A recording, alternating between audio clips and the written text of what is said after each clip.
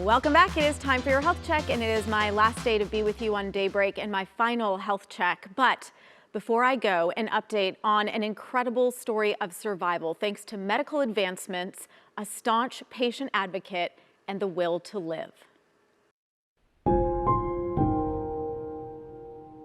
I actually started practicing about 4 years ago. At age 40, Selwa Mitchell's body moves in ways that most of us will never feel. I do meditation through movement, and your brain doesn't think about anything, or your mind doesn't think about anything for a few minutes. For Selwa, this is freedom from cystic fibrosis. I was diagnosed with cystic fibrosis at the age of 3. It takes over your lungs, but not only that, your whole body. Doctors expected the genetic disease to deteriorate Selwa's body fast. She wasn't supposed to live past age 7. Here I am, 40. Years Selwa's body has fought for. Even when she met the love of her life and married him, it meant fighting a lifetime of brushes with death. It was day by day, hour by hour, second by second. You couldn't get too far ahead of yourself. You know, you had to really be in the moment. Every moment became extraordinary, like when Isabella was born. And 4 years later, the arrival of Mitchell. But there's a limit. You know, I let them know that their mom was very, very sick. To even the strongest person's strength. Headed to the hospital, feeling strong, my heart is at peace. The lungs Selwa was born with were dying. Here I am at 22% lung function. I can barely breathe, but I could get on my mat, and I could find my handstand, my headstand, and I just, knowing that my body could still do that, I knew I still had a chance. Selwa's only hope was a double lung transplant, a gift she would receive from an 18-year-old donor in June of 2016. In a few short months, heartbreak.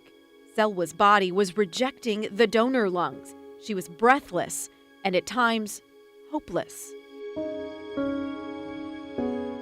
I'd be laying on my deathbed thinking of all the last times. You know, that was my last time to take her to school. That was my last time, to help them brush their teeth. So I was just in my mind living through all my last times. Her body was shutting down, but her spirit was on a different path. And I'm fighting to breathe, to talk, to live, and I had to get back onto the transplant list. That's not easy. A lot of doctors wouldn't perform a risky second double lung transplant. Selwa was just too sick. My kidneys shut down. I had a heart attack. I had a stroke, liver failure, lung failure. Her husband, Scott, had an idea. I wanted to connect the doctors with a person and a family and a strong woman, not just a patient lying in a hospital bed. He wallpapered Selwa's hospital room with photos. As soon as I did that, the next time a doctor or a nurse walked in was the first thing their eye went to. They saw the strength in her and how strong her body is and her light that just shines through her. I think it kind of rallied the troops. Doctors responded to that, and so did Selwa. In the days ahead, her heart grew stronger. She got back on the transplant list. Less than a full year later, Selwa's third pair of lungs are allowing her to live life in a way that's simple and familiar to us, but something she's never experienced. Which is kind of nice to take that deep breath when I start thinking about it. Look how far you've come. No more wheelchairs or oxygen tanks. She can walk her dogs, drive her kids to school. And while she still has to take 50 pills every day, Selwa can practice yoga, now with her full breath. I've had 2 lung transplants, and I still have to be reminded to be thankful for my breath. Your body is capable of so much. Your body is so strong. Just take a deep breath and say thank you. We are all taking a deep breath right now. Selwa is here with her husband and one of your 2 children. Yes. The other one's sleeping. Yes. Okay, that's what happens with teenagers, right? How are you feeling? Oh, I feel so good.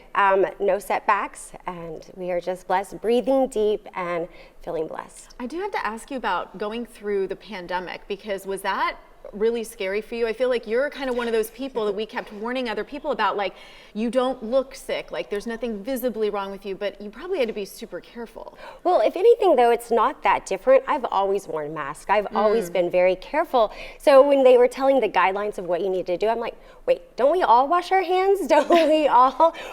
So we, again, though it was a little scary because just the idea of getting COVID, but we handled it well, right? Yeah. We're here. You're We're here. good. And are you still taking the 50 pills a day, or has that changed? Yeah, that is something I will always do to prevent my body from going into rejection because I want to keep these lungs. Yes, So, yes, yeah. they're working for you. Yeah. Scott, something that you said in that interview will always stay with me.